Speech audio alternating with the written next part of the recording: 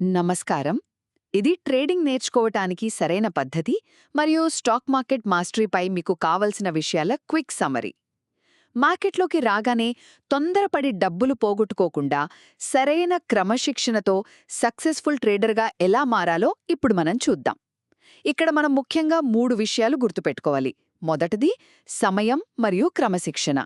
చూడండి, మార్కెట్ను పూర్తిగా అర్థం చేసుకోవడానికి ఒక వ్యక్తికి కనీసం 2 నుండి 3 సంవత్సరాల సమయం పడుతుంది. ఇది అచ్చం ఈత నేర్చుకోవడం లాంటిదండి. కేవలం థియరీ పుస్తకాలు చదివితే ఈత వచ్చేస్తుందా? రాదు కదా. అందుకే రోజూ టీవీ చూసి టైం వేస్ట్ చేసే బదులు రాత్రిపూట 1 గంట సమయం కేటాయించి చార్ట్లను ఫోకస్తో స్టడీ చేయాలి. ఇక రెండవది, చాలా చిన్నగా స్టార్ట్ చేయడం.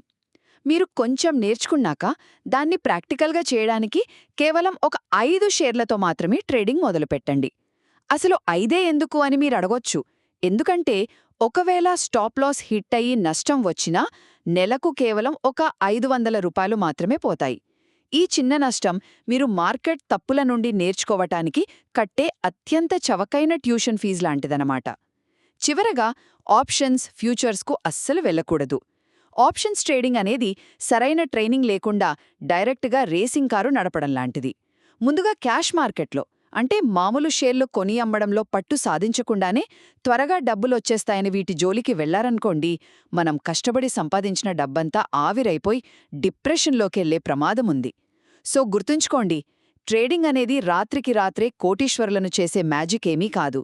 అది కేవలం ఓపిక, కఠినమైన క్రమశిక్షణతో మాత్రమే సాధించగలిగే ఒక ప్రాక్టికల్ స్కిల్.